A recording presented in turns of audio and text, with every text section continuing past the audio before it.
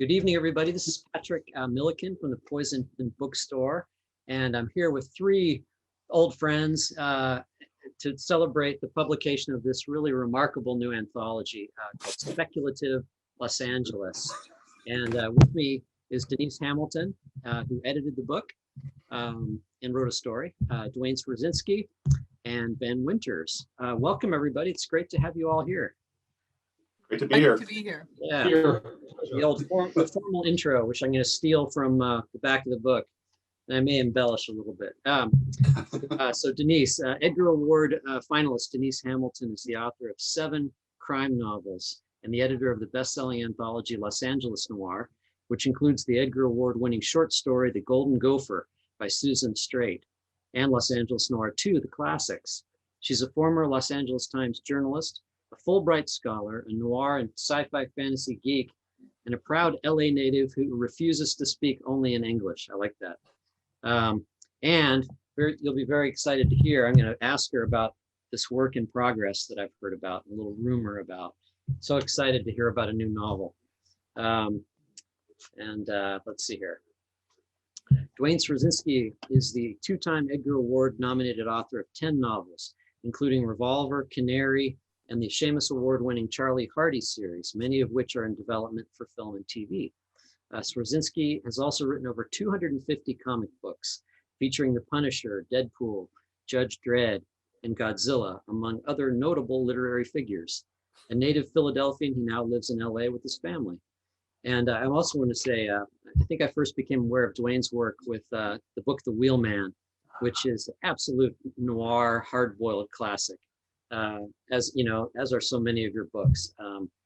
I've been following your stuff from the very beginning. And Ben Winters, my friend, is the New York Times bestselling author of Underground Airlines, Golden State, and The Last Policeman trilogy.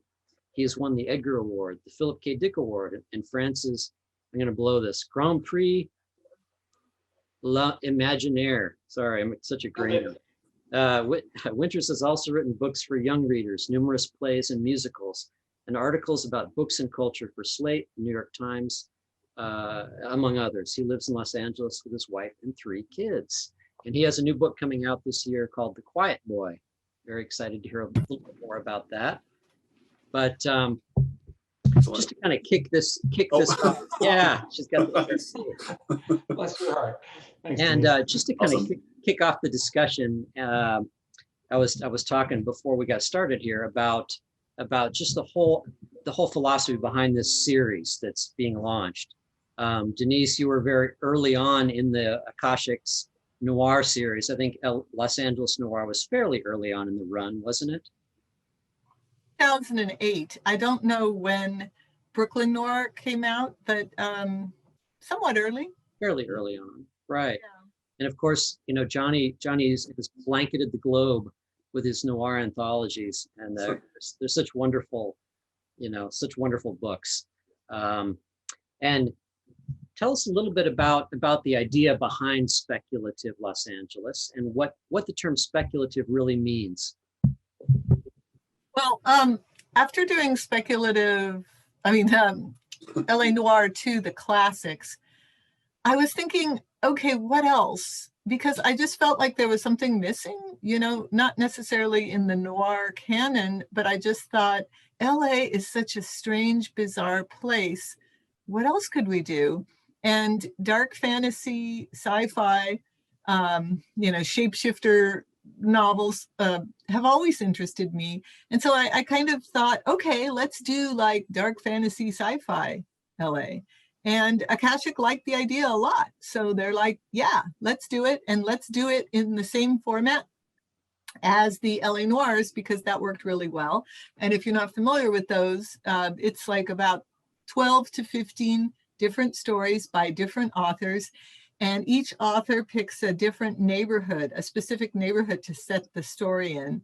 And the authors are usually from that city. So they're very familiar with the city. They've lived there. They know the ins and outs. And part of the joy and excitement of the stories is that each one has kind of a local color, and you feel like you're in the hands of someone who actually lives there and knows the turf and didn't just parachute in to write the story.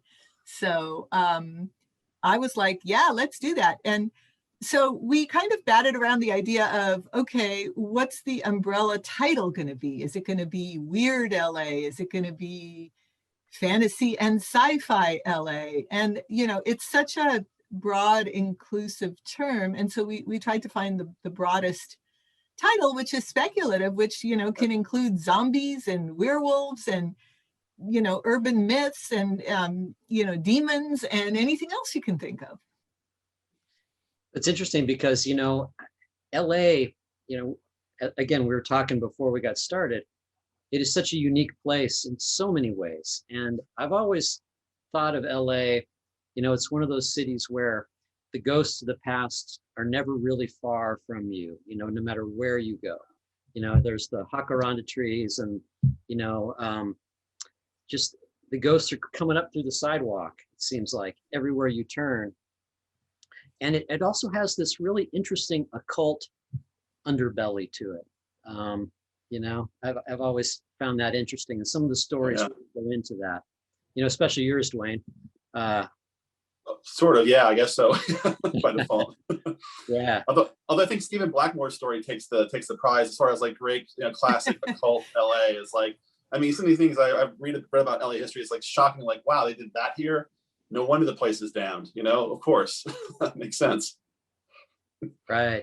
So, can you talk a little bit about? You know, I was fortunate enough to do the Phoenix Noir book. I edited that book, and I remember Johnny's, you know, kind of directive at the very beginning, which was kind of what you said. You know, I want each book to be set in a distinct locale, and I also want it to be a vaguely accurate ethnic representation of the city. That was really important. You know, that it not be just a bunch of white dudes. You know what I mean? So tell us a little bit about how you assembled. I mean, because LA is such a huge city, you know, and kind of narrowing it down to, you know, 15 stories or 12 stories. How did you go about that? Did you say, hey, I want an East LA story, and then approach the author? Can you talk a little bit about that? No, I didn't. It was actually really cool how everybody just kind of scattered into their own hood or locale that they wanted. And in fact, Dwayne came on about, you know, halfway through, and he said, well, someone's probably picked Hollywood already because that's an obvious one. I go, no one's picked Hollywood. It's all yours. So I was shocked. Like, really?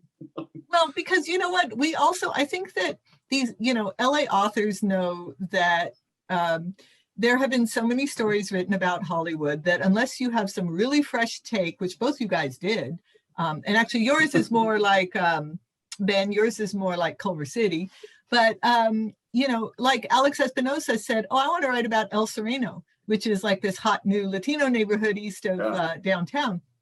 And so there wasn't like a big fight to write about Hollywood, not at all. And I think that, you know, there's a really nice sampling of, I think the collection kind of reflects the cultural makeup of Los Angeles too. We have a broad range, everything from like urban myth to, you know, straight on demons and ghosts and alternate histories. Right. And what's so interesting is LA and, you know, Hollywood cast such a long shadow on Los Angeles. It's already, you know, half speculative. Like, you know, you hear gunshots and you don't know if they're real gunshots or they're filming down the street. Right. You know? Right. You see people dressed up as cowboys and you don't, are they real cowboys? Or are they actors on break, you know? So you can, as writers, we can all play around with that a little bit, which is a lot of fun. Yeah.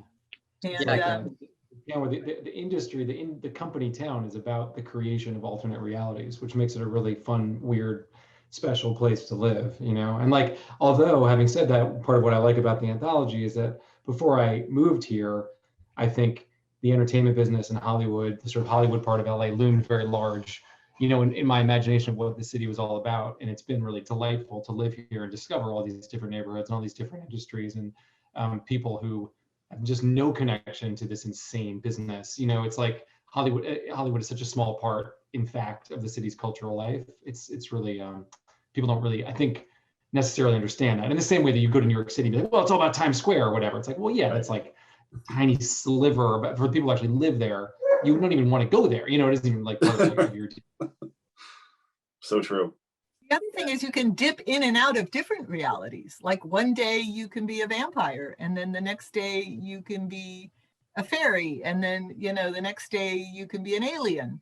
And there are people who live their lives that way, you know, in these alternate realities. So it's not only the constructed reality, but it's the individual realities that people put on and take off. You know, and on that note too, I mean, one thing that always strikes me about LA is that it really is 88 or more different worlds stitched together. I mean, you drive from one neighborhood to the next, it's so different. Like, it's radically different. So it's almost like touring, you know, an entire country, you know, with a matter of minutes. Like San Gabriel Valley, driving through, like, you know, Pasadena is very different from Sierra Madre, different from Arcadia. So you just kind of go, wow, how did these things happen? How are we all together? What happened? Was there a nuclear accident and melded us all together at some point? what happened? It's kind of fascinating. But Ben's right. It is. Before coming here too, I thought, oh, it's all about, it's Hollywood, it's movies, it's the business. But that's such a small part of, you know, city life here that it's great and refreshing. I kind of love LA more for that fact, that it is, you know, all these different people trying to make it all work, and it's kind of fascinating. Well, it has that wonderful history of boom and bust too. You know? I think a great metaphor is as Wyatt Earp. You know, somebody who kind of lived through the very end of the frontier era, and then spent his waning days in Hollywood, you know, writing for the movies, and actively involved in creating the mythology that he just lived through. You know, I mean, it's fascinating stuff. I love it. That's pretty cool. It's a good example. Yeah. Yeah. So, you know, both of you guys wrote pretty hard-boiled stories. I mean, I know that all three of us happen to be, you know, crime writers too. And there's some crazy stuff in yours, Dwayne.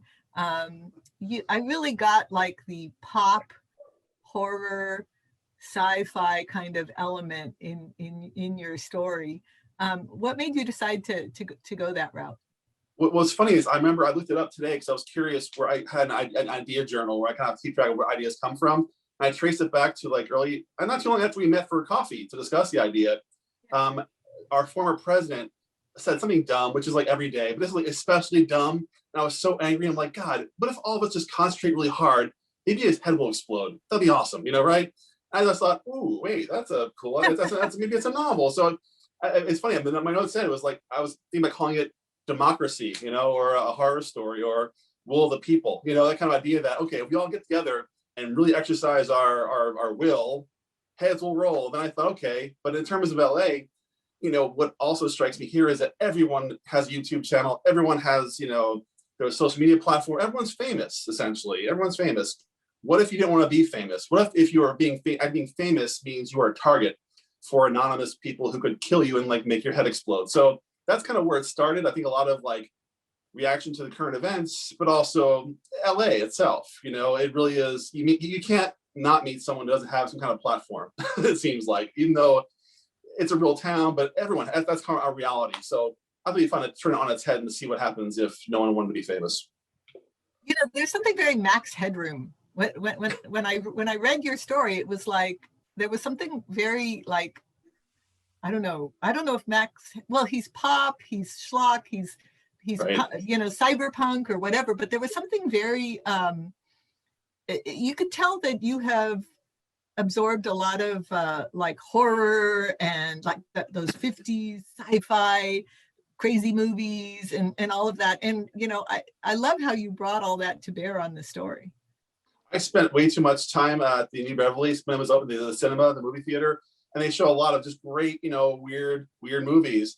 And the idea of like, you know, a movie watching fascinates me. I was always usually a watch at home kind of guy, but here it's places to go. The Egyptian, you know, all over the New Beverly, I mentioned the Arrow, and it's like basically you're in a room with strangers and you're dreaming collectively. It's great, you know. I love going even by myself because I don't have to talk to anybody. I can just sort of collectively dream with these just strangers, and that act itself was like kind of, to me, kind of fascinating. Like, why do we do that? You know, why is that good? What do we get from that? So that's, I guess, there's a, you know, pop element to it, is trying to capture like why we watch movies, you know, or why we all gather in strange rituals, you know, to watch really bizarre movies at 3 a.m, which I've done.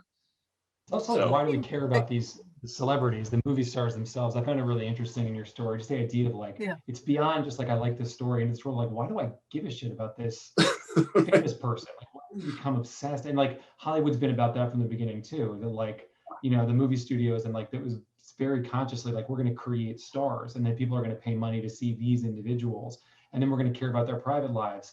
And then like, then suddenly you had these scandals, you know, like I was just reading about Fatty Arbuckle, like, and there's these crazy stories of like, these people were, it was the idea of celebrity was new in this way of like, somebody you would see in character and you would fall in love with them, and then they would do something reprehensible in their private life, and it would be this, there was this whole mechanism of the studios trying to cover it up. It's like all of that stuff, and we're still, obviously all that is accelerating.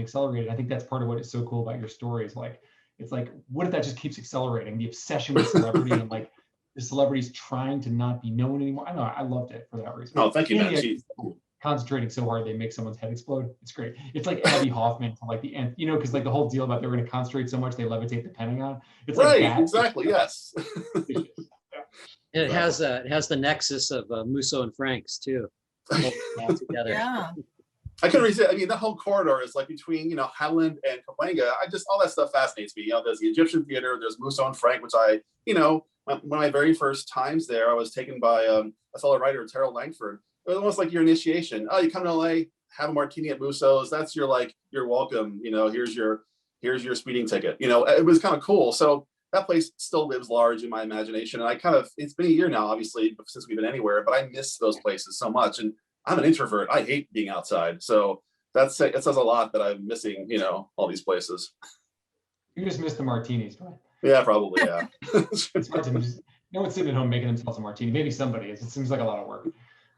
It's really easy, but it's, in a way, I think that taking those worlds, and there are many multi-layered worlds with many metaphors for both of you, and moving it into speculative fiction somehow frees you completely up, because you can make anything happen. You can do the craziest things that you couldn't do in real life. And, you know, actions have consequences, right? That, you know, oh, you wanted that celebrity so bad, now we're gonna blow you up.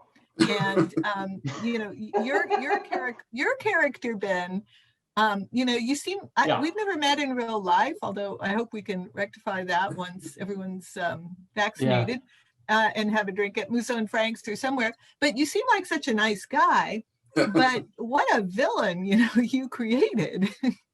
He's not a villain. He's a TV producer. So it's a fun line. One might say the two were synonymous. I don't know. Apologies. The character I was going for is a guy who he creates a show that features teen suicides in a somewhat glamorous way, right? And so then he's literally haunted by the consequences. That's the setup of the story. But what I guess the thing is, and it's a little, my story is called Peak TV. If you haven't read it, it's about the television. I know you've read it. It's about the television business. And like the thing is that, and this happens all the time, it wasn't his idea, right? He's like a mid-level guy. He's got an overall deal, which just means that the studio is paying you to work for them until such time as you earn out, as you develop something, whatever. So if someone brings him this idea and he's like, oh, yeah, great, I'll do this. And so it isn't like he set out to glamorize teen suicide. His career just went that way and he went with it. So I thought that was, I don't know. I like the idea of someone passively doing something fairly evil. It felt to me resonant with my limited experience with the television business, is that it's very easy for things to just sort of accrete and snowball, and suddenly you're involved with something like it wasn't your idea. You don't have total control over it because there's this huge corporate conglomerate that is like calling shots. I don't know. It's a fascinating murk of a business in the way that it operates. But this guy ultimately is responsible for this thing that causes real live damage in the world because kids are watching the show and they're killing themselves, you know, because it's glamorized in the show and it's sexy and it's sad. And anyway, then he's haunted by this murderous ghost. Because I agree, Denise. I think he's a pretty great villain. I was like, I hate this guy, you know? I was like, what a douche. But I felt like you painted him so well in a few pages. You really crawled inside this guy's head, and even his swearing and his, you know, I just felt like I knew this guy. Yeah. You know, even though I don't. I'm embarrassed because I never really thought of him as a villain. I mean, I don't. He's totally a villain. Like he does something terrible and he pays the price for it. But like he loves his kid. You know what I mean? Yeah, Like, no, he true. does. He does. and it's this. I don't know. To me, the story is about like you said, Denise. It's about consequences, right? It's about we as artists should and do generally feel free to create as we see fit, right? And those of us who are just publishing books, I mean, come on, who reads books anymore? Like I feel like, but in TV, you know, these shows have a huge cultural reach. And I think it's interesting. It was interesting for me to contemplate that on the one hand, it's very easy to be like, I'm an artist, I should be able to do whatever I want. I have this idea, I should go with it. On the other hand, like you have to at a certain point be like, I'm actually affecting the world. And like, if I, for example, make a TV show that's all white characters, well, people are going to watch that and have like, and it's going to shape the way people think about the world. And like, so I don't know. I think culture and TV and film are constantly grappling with the extent and how they interact with reality and how they don't. So this was just a kind of parable of that with a monster. Well, I loved it, and it made me laugh so much. And I was just so delighted when he got his comeuppance because. Thank you. And so many great details about like I mean the scene where like he discusses writers pitching him, you know, their ideas and the nervousness. This sort of like I'm like, man, I feel seen. Oh, ouch. That's I've been there. Man, you and me both. We've been in those. I mean, I've been in those. I'm always on the other side. I'm the nervous, sweaty wreck trying to get some exec to like follow my idea. And I'm sure you've experienced this. Yeah, a lot of respect for you as a novelist. There was like, oh wow, a novelist, you're a serious writer. Like, but then that gets you like 30 seconds, and as soon as you start telling your idea, you're like, really? Exactly right. No, it's just the whole world was. I mean, like Denise said, it evokes so much in such a few pages. Like, how do you do this? It's like all these great. I love Hollywood novels, like from Day of Locust on. So I kind of thought, man, he just nailed it. He nailed this the LA I know in these rooms, like in like 2 pages. So well done. Have you read Big Shorty, the Elmore Leonard? I mean, I read it recently. I probably read it right before I wrote this, Brandon, because I think that is like the ultimate of the sort of. What's the name? Satires. What's the name? Which of his? Oh, Get Shorty. Okay. Yeah. And like the movie is great, but the book is like, he just works. He's so swift, and it just cuts like a knife. And if you spent any time here, and because I think it's eternal. Like that book was set like 30 years ago now or whatever, but like, it's eternal. The relationship between writers and directors and actors, and the kind of the lingo. It's one word for it. You could also just call it BS, but just the way people talk. It's like, I don't know. It's a wonderful book. But I think that because it's been done so much, and we've also seen it on screen, it's really hard to come at it from a fresh perspective. And I think both you guys did that. And that's why I loved your stories so much, because it was like, okay, we have not seen this. It is, you know, these are Hollywood tales. Dwayne does. He does with a magic touch. I just emailed Dwayne a couple weeks ago because I finally read or listened to actually Revolver. And if you haven't read Dwayne's is that your most recent novel? It is, yes. Fucking sorry, it's so good. Oh, it's so good. And the thing is that thing where I just wrote a book, The Quiet Boy, which Denise held up before sweetly, which comes out May 18th. You can buy it with Poison Pen. But it jumps in time, right? It does the thing where it's going back and forth between time periods. And you know, whenever you do something like that, you're like, I'm a genius. I'm the best. I can't believe I did this. It's so clever. And then I read Dwayne's book. I was like, oh, he's got 3 time periods he's jumping in between. I'm like, damn it. It's like, oh, I learned to ride a unicycle, and this guy's like juggling on his unicycle. I don't recommend it, man. I was a hard book to write. I remember when at BoucherCon, and actually Long Beach, was it 2014? I was here, I guess. And I literally had brought my index cards from home on my hotel room wall. I mapped it out. Like, I got to handle this thing. It was like so much of a mind melt after a while, but I'm glad it worked. I'm just glad it worked at all, let alone, you know, it worked better than, you know. I recommend. Oh, thank you, man. It's funny because I wanted to ask Denise a little bit about her story, of course. Yes. Set up in Encino. And you talked about how these different parts of LA have completely different vibes and feels. And I think that's absolutely true in this case. I mean, you really see that. Tell us a little bit about your story. Well, yeah, it's that kind of in Encino, but that's the valley. But it's also it's set in a bar that I want to exist really badly. If you know the Santa Monica Mountains and the trails up there, it's so beautiful. And there's all the, you know, I like to do trail running, so I run all through the Santa Monicas.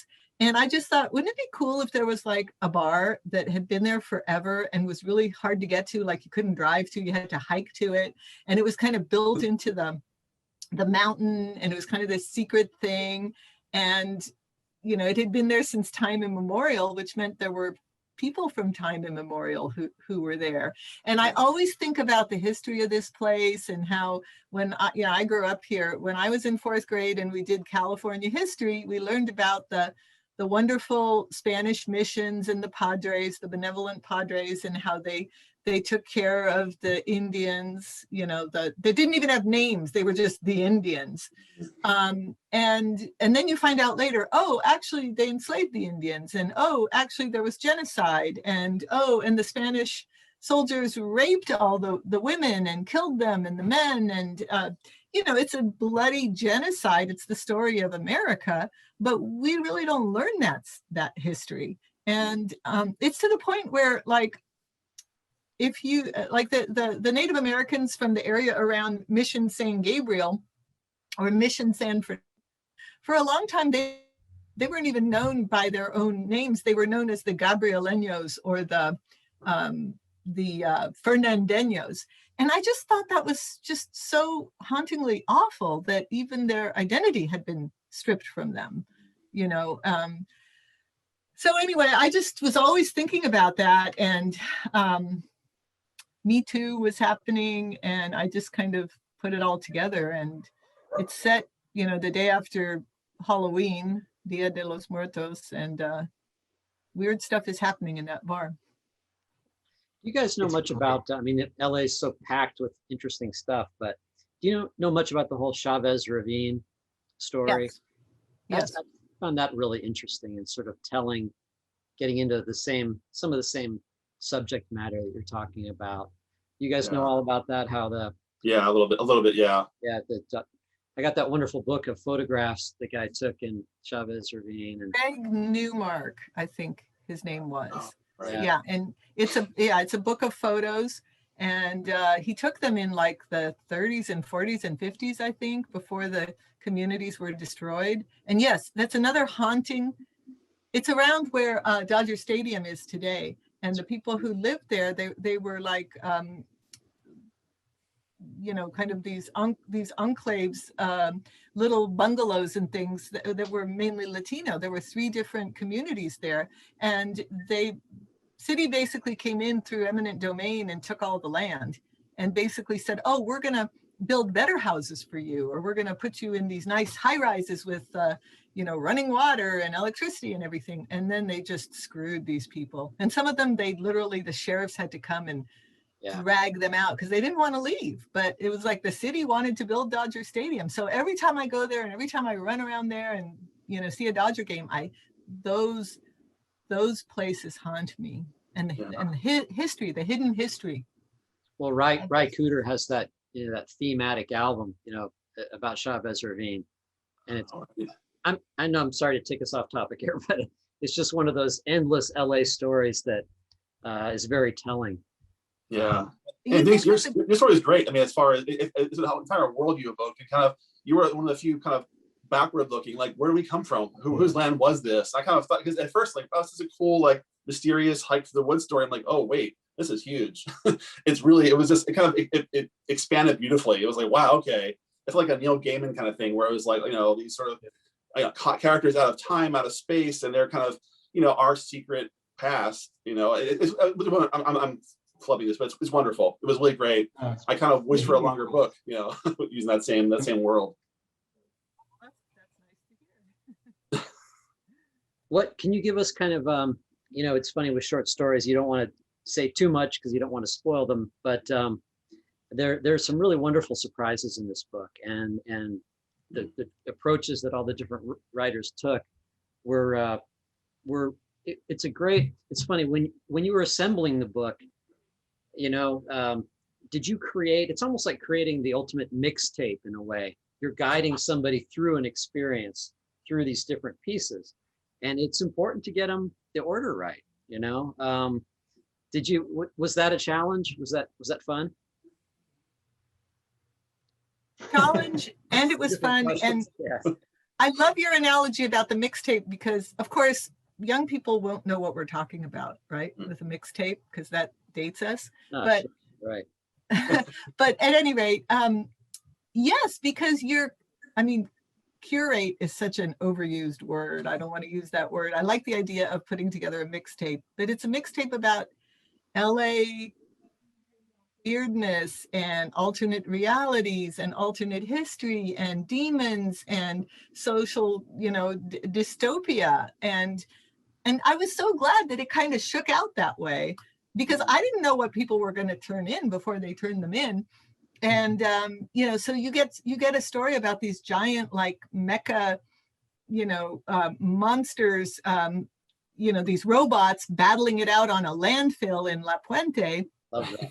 And that's only Yeah. part of the story, and Love story mostly. That was great. Yeah, it's a love story. Yeah. Yeah. And there was nobody else who was going to write about that, because that was just a wonderful, wonderful story. And so I was really happy when the stories came in, because everybody kind of put their own spin on things.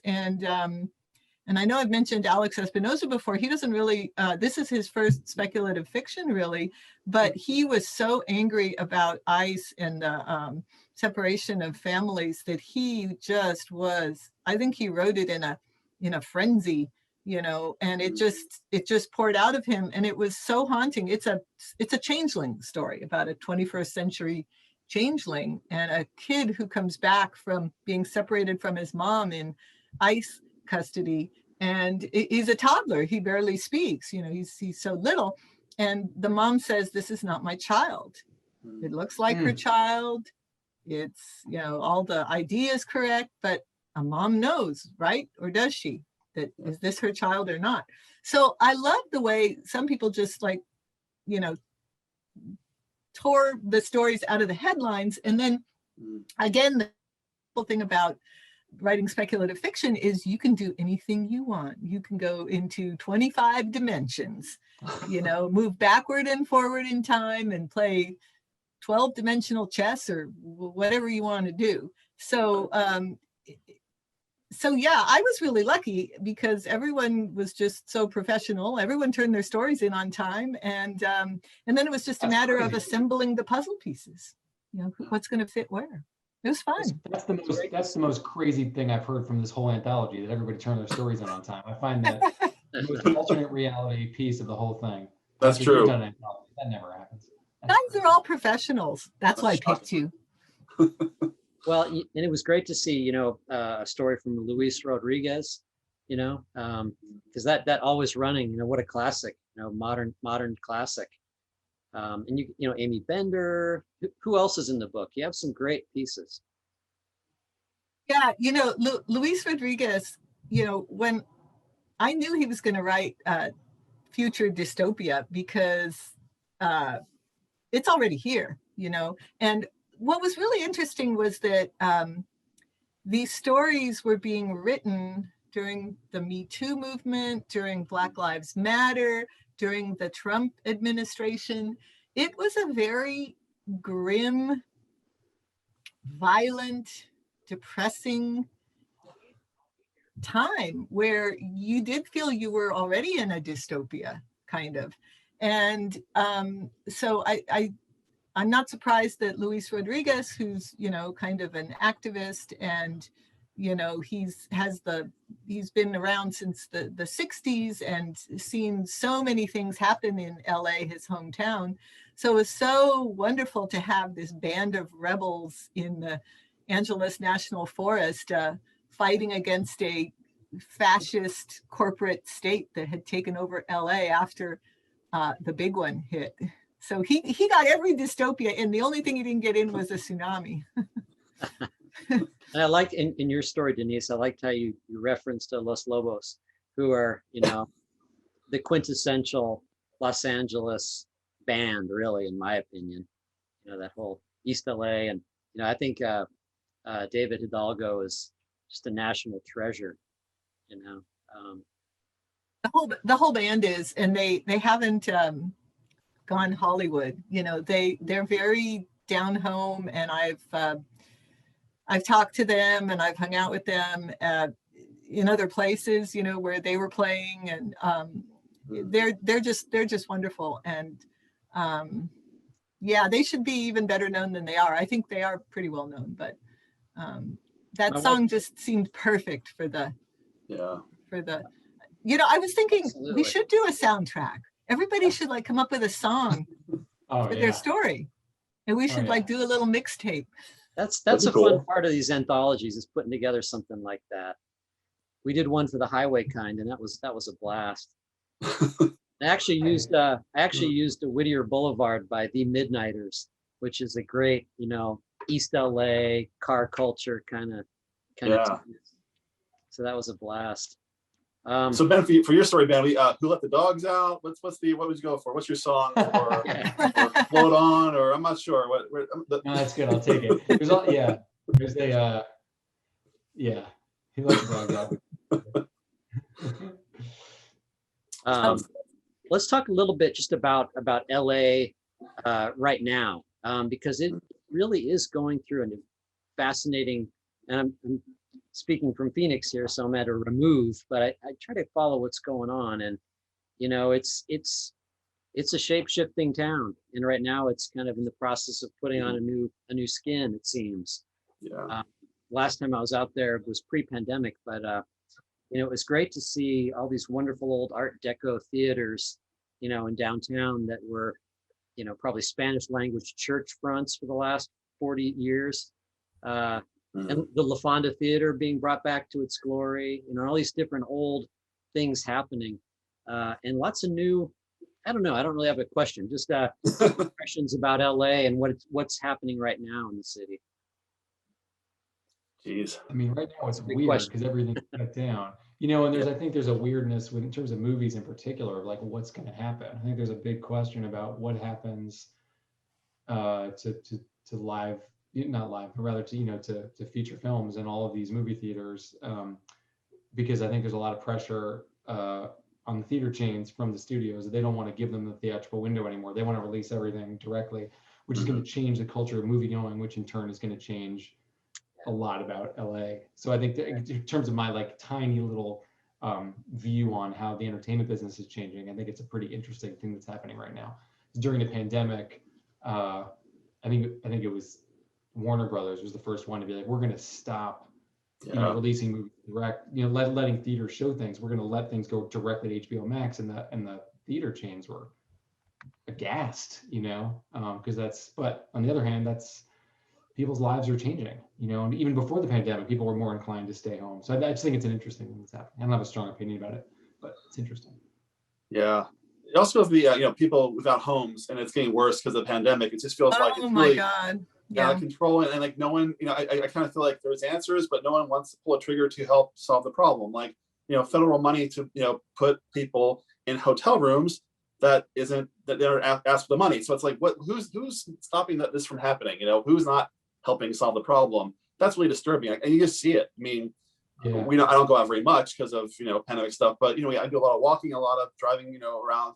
It's very different here, you know, this past year, it feels like, and I'm not sure who's serving these people, you know. It was already happening. It's just another, it's a change that was happening. It's been vastly accelerated, I think, by the pandemic. With like, and I know there supposedly is like a moratorium on, you know, people getting kicked out, but I think in reality, a lot of people have lost their homes, and there's a lot of hunger. Like, you know, in the Santa Monica airport, which is where I live, they've been doing, you know, they're giving out food, and the lines are, I mean, it's startling. And so I think you're right. That's been a big change in the physical sense of the city in the last year. I feel like it's this future dystopia that we're living through, you know, in so many ways, with, you know, the violence, the protest, you know, the police response to the protests in LA, the homelessness, the you know, Linnell George, her story is set in Echo Park, but it's a young woman who's trying to make her way to Venice Beach, to the beach where she grew up, and the beaches are all sealed off for the wealthy, and the canyons are sealed off too for the wealthy. And when you go to the beach, you know, there are many private beaches up in Malibu where there's supposed to be public access, but there isn't, because there's like these fake, there's private security and there's fencing and walls and everything. So I think that LA is kind of a harbinger of what the rest of the country is going to be going through, unfortunately. It's like all the crazy, bad, weird stuff is already here. And so, when I read her story and when I read Luis's story, I'm thinking, okay, well, if all we need is a couple more really bad years or a couple turns the wrong way, and we're going to be there. The future dystopia that they're writing about is gonna be where we live already.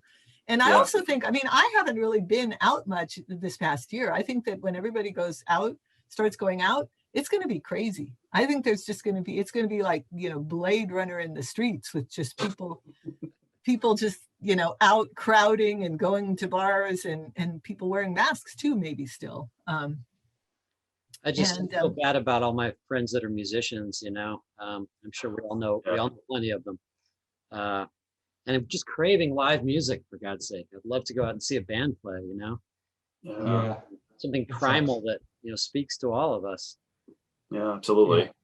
I think it's going to come back in a big way because I think so too. And I think we're going to see just craziness, yeah, for good and bad. And then, more people are going to be out in the streets and it's going to be pandemonium. And look at me, I'm clearly the editor of Speculative LA because I'm envisioning all this insanity that's coming down the pike. But I really do feel like there's all this pent up energy and people wanting to go out and hear live music and get drunk on the streets and dance and, go crazy. And it's going to be a different LA that they're going out to. Like you said, Dwayne, you drive around and you see it. I've never seen so many tents. And people are just in need of help. I do also read that the mental toll on all of us. This has not been a normal year. So many stressors that it feels like, it really does feel like it's some kind of weird science fiction world. We kind of hit the gas and here we are in a month. I was like, whoa, what is this? I drove to Hollywood Forever Cemetery last May or June just to get out of the house, the apartment for a while, walk around and see dead people. But driving through Hollywood is like right after some of the protests, it was like a set of a movie. I thought, what is Terry Gilliam here filming 12 Monkeys 2? Like it's so weird, that in a matter of months, became just so different looking. Then you walk past Valentino's grave and you say, boy, this all adds up, doesn't it? I like how Dwayne, to get out of the house, went to the cemetery to walk around. It feels like a real sort of a glimpse into Dwayne's psyche there. Like, sadly true. Yeah. Again, you see me, Ben. You see me. I'm a little disturbed by that. That's why I tapped you to write a story, Dwayne, because I knew there was also something very like Blade Runner 2049 about it. I don't want to give away too much, but there was a character. You mix the robots and detectives, you're in Blade Runner territory, I think. So in terms of Dwayne's work, anytime you get police interrogation, that's also a science fiction weirdness thing going on. You have to totally. Tip your hat. It's funny. I was talking with Walter Mosley, I don't know, a month or so ago. Oh, humble brag. Well, no, doing one of these So anyway, I was doing one of these programs, and he brought his, Easy Rollins character back. And we were talking about Easy Rollins and of course about LA. And it's great that I'm thinking more of the crime writing community, but I appreciated, Denise, that you dedicated the book to Octavia Butler. And we were talking about Butler, Samuel Delaney, Ted Sturgeon, Philip K. Dick, and all these people. And at least in the crime fiction world, it's good to see more voices allowed into the damn tent, and there's a lot of,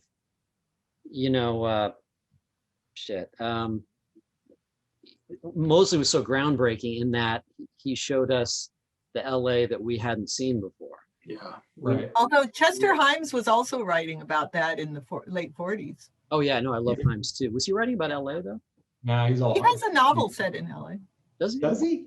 Oh, that's right. Yeah, it's the one. Yeah, the one of the early. Yes, that's right. There is one set here. The famous series though was all Harlem, right? The Harlem cycle. Yeah, Harlem the Gravedigger. That's So true. Just Runs Yes. is my favorite title of a crime novel ever, which is Blind Man with a Pistol. I like Yeah. every time I think of that, I just laugh. It's such a beautiful title. I like I love Run those and books. Run. I think that's Oh God.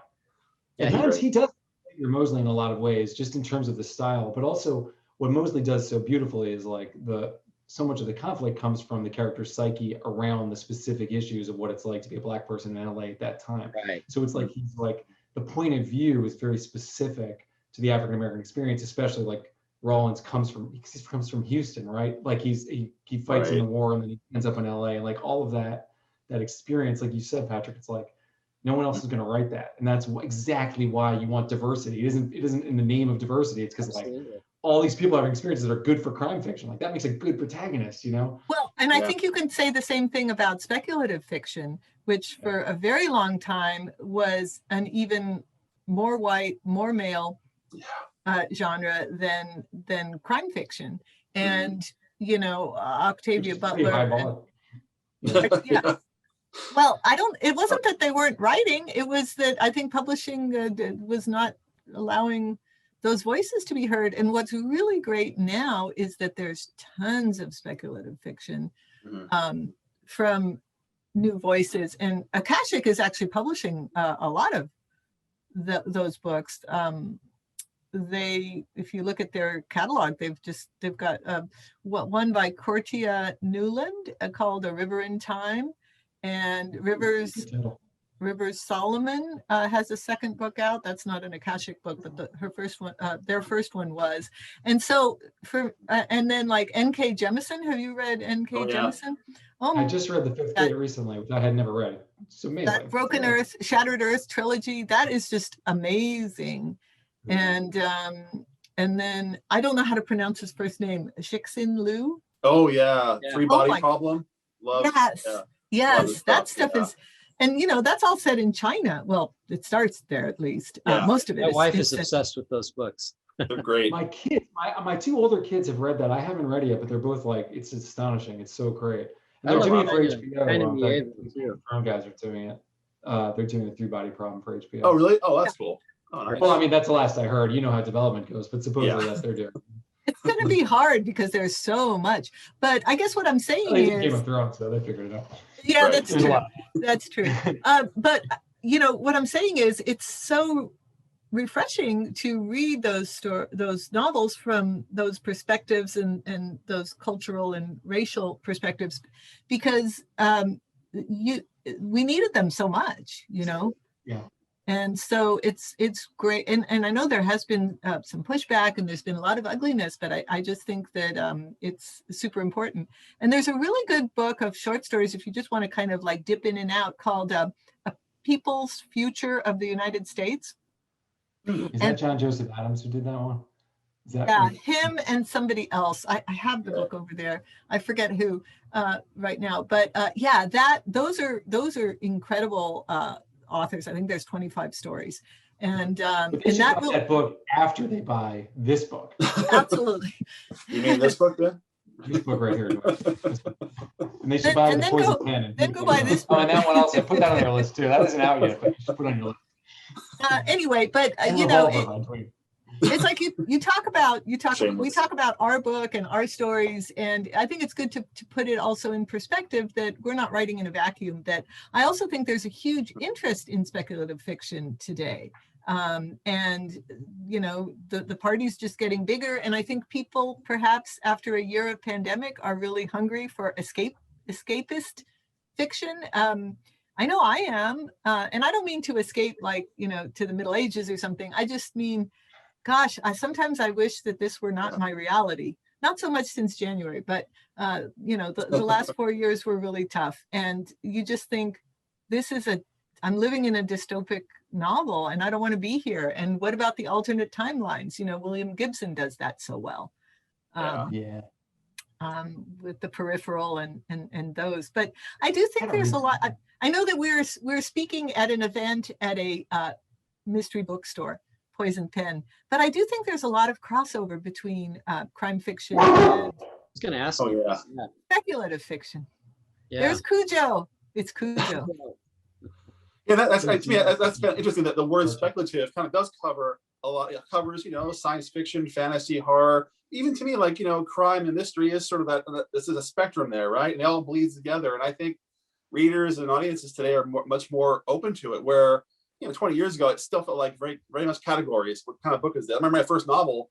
I was trying to sell it, and the editor reaction was, "This is cool, but where do we sell it? Because it's so many things at once." And it's kind of like now I feel like that's more embraced. It feels like, and readers are willing to go with you to, different worlds.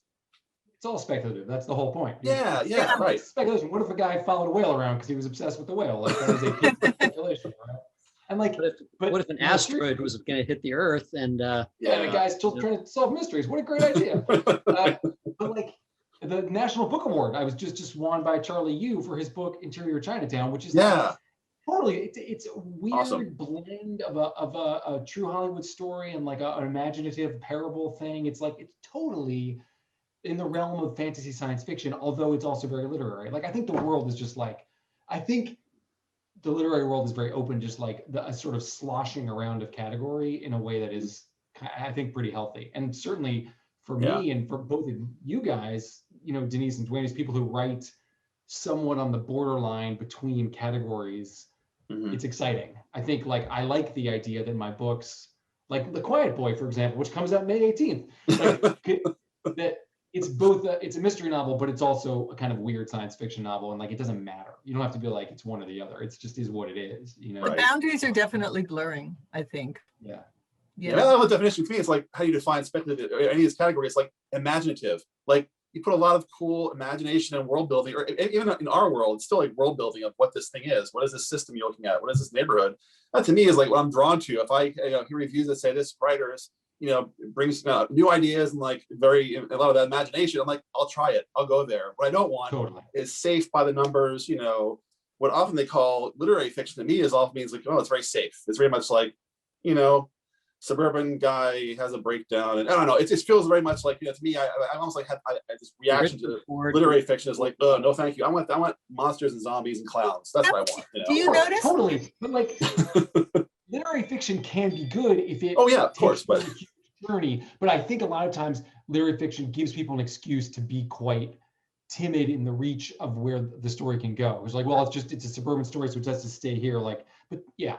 I have a lot of opinions about this also. I generally agree with you. It's like, I also get really bored with people writing a kind of narrow thing from their own specific experience. Like, it's just like the world is so big and there's just so much, and like, don't feel, and this is to the extent that anyone ever asked me what to do as a writer, it's like, fucking just go. Just don't feel any kind of borderline of what you can or can't do. And I think there's like, don't be afraid. Just fucking do whatever. I don't know. Have a ball. Yeah. Like, be joyful. Well, and I think that a lot of the literary giants are writing speculative fiction now, but whether they call it that or not. Yeah. Yep. Oh yeah. It's a girl. Jonathan Franzen and the other Jonathan. And like Lethem. I mean, some of the stuff we think of as being like the superstar authors, they're doing stuff that is just like they go wherever they want. What was the Marlon James novel about the leopard a couple years ago? Yeah, it's great. Giant fantasy epic. It's so cool. What's funny is you mentioned Jonathan Lethem. I was reading him when he had this really dorky sci-fi novels in the late '90s. I loved his stuff. It was like, oh man, and then he went more legit. I'm like, oh man, he's not weird and freaky like me anymore. I mean, he's always wonderful, but it's just kind of funny watching that. And then back again, he's like now it's back. Yeah, that's the kind of guy, the kind of writer, and there are a bunch of writers like this who I'm just like, I'll just go where he or she goes. Like, I will, and like I feel this way, for example, about like certain musicians, like Elvis Costello. He's been doing something different every album for the last 40 years. But it's like, I know I like that. I know I like Lethem. I'm going to read what he writes. Like Patricia Highsmith she wrote the Ripley novels, which are very specific, and then she wrote, Price of Salt. Like she wrote, but wherever she goes, I'm going to go there because like terrible person, by the way, but like I love that stuff, and Octavia Butler, I think people say the same thing. Like there's just like, she goes where she wanted to go, and like that's what you want, right? You want an author, no matter what they do. And actually, Kazuo Ishiguro, who I just mentioned, I haven't read the new one yet, but like Remains of the Day is so different from what's the one they made the great movie? The Never Let Me Go. Never Let Me Go, yeah. You can't believe those were by the same person, except you can, because the intelligence is so high and like the storytelling is so high. Yeah. Let me before we kind of before I grill Denise about her work in progress. Manuscript, I'm not saying much. oh man, I do have some questions. Patrick has ways of making you talk. Yes, I have some questions from our Facebook audience. So let me just see what we got here. Is Zuckerberg on there? Let's see. Well, Les Klinger, who's let's see, Oh, Yes. our buddy. hi, Les. Yeah. Well, maybe I'm wrong. Lots of people just kind of chiming in. Mhm. Let's see. Yeah. Okay, here's a good one. Yeah. Les's question, for anybody who's put together an anthology, they will relate to this, which is, were there writers that you wanted that, who are the ones that got away? Mhm. Well, the biggest one who got away was, oh my God, I'm blanking on his name. Okay, who was the co-screenwriter for both the Blade Runners? Oh, Hampton Fancher. Hampton Fancher was going to write a story for Speculative LA. Wow. And I wooed him and called him and wrote him. And he would send me little snippets of things. And I'd say, yes, keep going. You know, he's like 82 or something. And by the way, have you seen that documentary about him? It is No. crazy. You got to see this documentary about him. He's had like 10 lives. He grew up in East LA in Boyle Heights, I think. And he ran away to join the Merchant Marine when he was 14. And he was a gigolo. And then he was an actor. And he was like an actor for like 10 years. He was married to Sue Lyons, Huh. Lolita. Oh, okay. And then he did a ton of Westerns, and he was always kind of the bad guy. And he wrote, you know, the ones where they were on horses all the time and shooting. And then I guess that was kind of drying up. So he was trying to find something else to do. And he convinced Philip K. Dick to sell him the option to do Android's Dream of Electric Sheep. So anyway, so I really wanted him to write a short story, but he was on heavy deadline for some, I think, Blade Runner related stuff for Hollywood. And he never, and also he's in his 80s and he lives in Brooklyn, but he is sharp as a tack. And it just never worked out with I guess he's the one who never turned in any. And finally, I kept giving him deadlines. Actually, yeah, that's true. There was the one who never made the deadline. And he kept saying that he was, you know, they were kind of going to come break his kneecaps because he was so late in turning in this Blade Runner stuff. And he kept saying to me, I've been paid. I have to write this. And it's like, come on, how hard can it be? Just bang me out a story. And so he's the total one who got away, because that would have been great to have Mr. Blade Runner screenwriter. Yeah. Yeah, Awesome. it's funny. There aren't really that many questions, just people chiming in. But David, who watches a lot of the programs, hey David, he says Colson Whitehead is literary fiction, but man, he's got zombies and alternative history and all kinds of imaginative greatness. Yeah. Amen. Underground Railroad, absolutely. I love that book. Yeah, it's great. All right, The TV Denise, show's coming tell up. us about the book. Well, all I'm going to say at this point is that it takes place in the same world that my short story takes place. Oh, nice. There you go. Wonderful. It's Is it a it's standalone or is it part of speculative. something? Does it sort of connect No. to the story? No. It's taking the idea of the story and kind of expanding it. It's set in Nice. a strange world where somebody goes looking for their boyfriend and kind of stumbles into this whole kind of alternate world in LA that it's kind of unclear whether it's what's going on. So that's all I'm going to say for now. But As long as we add more bars to more trails in LA, I'll be happy. Just Yeah. get that thing going. Get that idea out there in the world. Let's get more bars. I want to go on to that trails. bar. I totally want to go to that bar. Hopefully. I had to create it in fiction so I could go there. What's that one though? It's not in LA proper. It's like kind of toward Malibu or maybe Thousand Oaks. It's called the Old Bar or something. It's just ancient. The old place. The old Yeah, place. the old. Was that an inspiration for your story at all, or not really? Something different. I had not been there. I had only heard of it when I started imagining mine. But it was, and then I went there, and it wasn't old enough. It was not old enough. It needed to be older and weirder. But that's a great place. That's a great place if you go to LA, Patrick. Next time you're in LA, you got to go to the old place. There's a Staples at the top of the Hollywood Hills, where you can rent. I think they do a lot of filming there for Hollywood, but you can rent horses in the summer on a full moon, and you can ride all the way over the ridge and down into Burbank, and then you hitch up your horse, and you have margaritas at this little place near the equestrian center in Burbank. And then after you've had, margaritas and some good Mexican food, then you get back into the horse, and basically the horse you don't even have to try to, do anything with the horse. The horse hasn't been fed and he wants to go back and have his dinner. So they just go up over the trail and back down into the stables. It's at the top of Beechwood Canyon. And boy, when I did that, it was a long time ago, but it was so eerie, and I did feel like I could be in a whole other place, a whole other time. You said it was a full moon. You said Stables. I heard Staples, the office supply shop. Oh. Staples on top of the they rent horses at Staples. That's incredible. Staples makes more sense. Staples. That makes more sense. But, you find it hard awesome to believe that there's actually still horses up there in the Hollywood Hills. Oh yeah. There's in Burbank's a whole rancho district, right? There's a lot of stables. Go walking behind the pavilions. It's a whole little horse village or something. It's crazy. The Will Rogers trails. There's up north of Brentwood. There's horses up there too. It's crazy. That's right. I've gone running up there and seen them. Yeah, that's beautiful up there. Yeah, I drive my dog insane. Guys, what's that movie? I was just trying to think about it, and it's very apropos of what we're talking about with Edward Norton, who it's the frontier. He has that delusion that he's, you know what I'm talking about. He goes to LA, and he hallucinates the frontier. Oh shit! Jeez, I want to see it. This sounds good. It's pretty interesting film. You better post something on Facebook I can't remember what it's called. Maybe somebody on Facebook will remember, but it's worth seeing.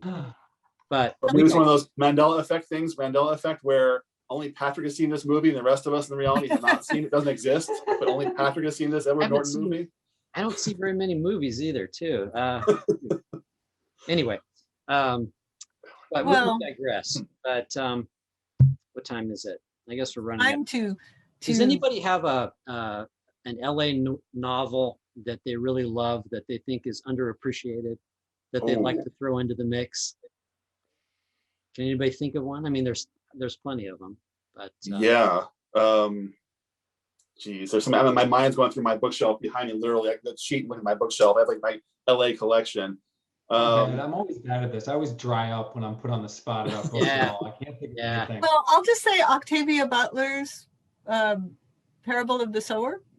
I mean, that's kind of, and people know about that more now. Yeah, that takes place in Altadena in Pasadena. That's where it starts, and the society's falling apart, and it's a really gripping book. And there's also a kind of a dictator whose slogan is "Make America Great." Yeah, there was a bunch of press around that. I remember during the election, everyone was like, "Holy shit, Octavia Butler called this one," because he's Make America Great Again. He's a sort of self-obsessed pinhead would-be dictator. I will just say that Linnell George, who has a story in Speculative Los Angeles, she's just done a book of Octavia Butler's writing, so she's been very deep into Octavia Butler's stories and fiction and in her head, and the book is great. And I don't know if it's inspired her directly or what, but there's a great example of Octavia Butler, someone who was known at the time because she won a MacArthur, and she Harlan Ellison championed her, but somehow she fell off the radar. And I think it's because she was a Black woman, Oh, undeniably so. So she never had, now she's sort of having a mainstream success that I don't think she had in her lifetime. She worked. I mean, she had like this clerical job, but she also had no husband to support her and no wife to cook for her. So Right.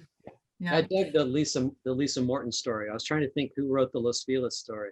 Mhm. Really Yeah. liked that one too. That was terrific. I thought of an LA book. You should read IQ by Joe Ide.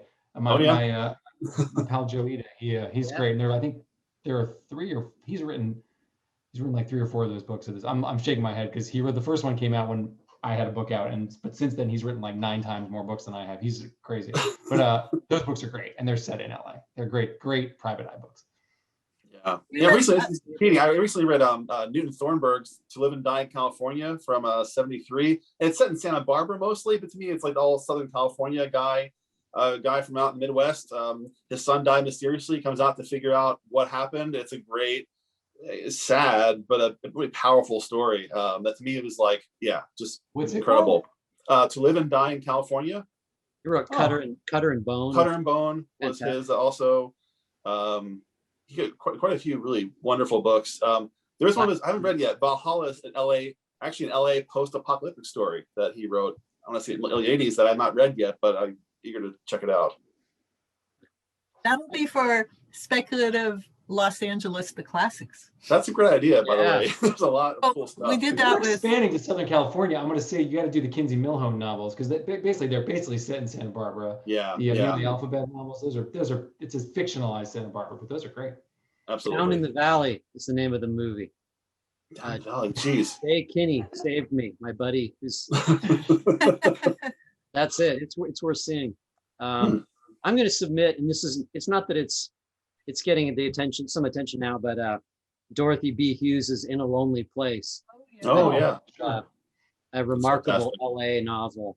yeah. And it talks about the menace of the canyons between the city and the ocean that existed back then. What a great book. I think Margaret Millar's, anything by Margaret Yeah. Millar too. Oh yeah, And because her stuff is very Yeah. spooky. Yeah, her stuff I is like Margaret psychological Millar a lot. suspense. I read a bunch of those a couple years ago. She's great. That stuff's Yeah. great. Yeah. Have you guys read? Speaking of actually, this on topic, LA novel, speculative, Golden Days by Carolyn C. It's this great, wonderful. Have you read it, Denise? Yeah. I mean, it's sort of it kind of changes genres halfway through in a kind of crazy way, but I just thought I was blown away by it. I read it when I first moved here. Someone said, "Oh, this is a great LA novel." I'm like, well, "This is really dark."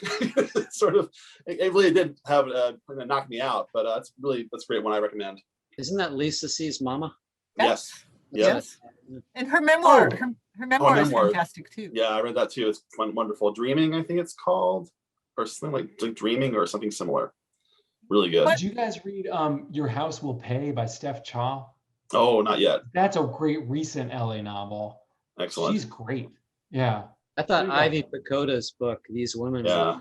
I haven't read that yet. Everyone Oh, keeps it's telling me to. I don't know why I haven't read it yet. There's so many great books. They really I are. know. It's a problem. It's a problem. Somebody on the Facebook feed said, mentioned Richard Lange. Oh, yeah. Man, Oh, we were yeah. talking about him a little bit before we got started. Yeah. I love his stuff. But anyway, guys, we're There's so nerding out many at great this. There's Yeah. so many great writers. There's just too many. That's the problem. Like with Speculative LA, I could have picked 14 other fabulous authors. You got to do volume 2. Yeah. Yeah, Is well, Johnny going to do different cities with this thing? Is that the idea? things are, we'll see how this one does. Yeah. That's the idea. It's up to you, certainly. Patrick. You got to move some copies. Yeah. Got to get a I feet. think it's a No pressure. natural, I think it's a great idea and all of that, but one step at a time, I guess. But Yeah. at any rate, so if Congratulations on all the attention it's getting. Well deserved. I mean, as I said, I think it's a really inspired collection, and really happy that the three of you were able to spend an hour with me tonight talking about it. That's great. Yeah. we're Anytime. happy that you're so interested and you ask great questions too. So love your enthusiasm. And I didn't know you were an LA native, so that's awesome. And so Ben will be setting up some sort of virtual thing, I'm sure, or maybe even in Yes. person. Probably not yet, but Wouldn't that be great? Wouldn't that be great? it'd be If I awesome. could come to Arizona in May, that would be the most amazing thing in the world. But And I fear we'll be in these stupid boxes still. Augustus, Road trip, man. Augustus is falling asleep on the background there. Yeah. Oh, yeah. Augustus that's Caesar, Archie. He's yeah. our pandemic puppy. Who, And Dwayne, how about you? Any new books on the horizon, or are you doing mostly comic books and TV stuff now. On the horizon, but some movement. I can't say, it's too early to say anything, but I'm working on, like 2 new things. I can't say more. One's crime novel and one's not a crime novel. So we'll see how it goes. We'll see who wants them. They're wanted out there. I want them. I want them. Oh, thank you. Thank you. I know. We all want more. Thank you. All right, guys. Well, hey, thanks so much, and everybody have a great night. You too. Thank you. Thanks, guys. Nice to see all of you. All right. Thank you Good for night, watching. everybody. Thanks, Next time, everybody on Usos. Facebook for watching. Yes. Yeah. Yes. Yeah, next time, Usos. See you All right. guys. Friends.